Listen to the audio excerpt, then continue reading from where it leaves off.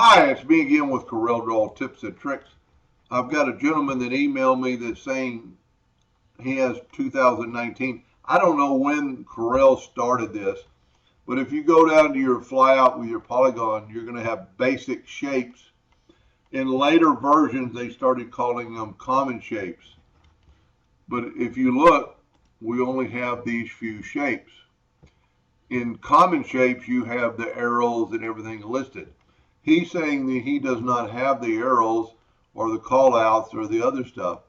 Maybe, and I'm suggesting this could be true, if you go down here to the plus sign to quit customize and go down to the basic shape callout, maybe inadvertently you have these turned off to come out with the flyout.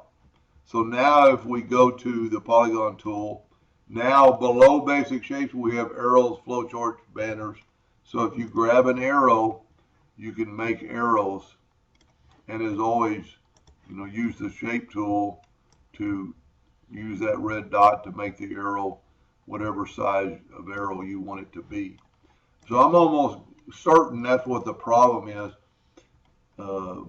In later versions, and I apologize for not knowing when it started, all these shapes will be in the common shape flyout that you just press right there, and they're listed in the 4 different categories.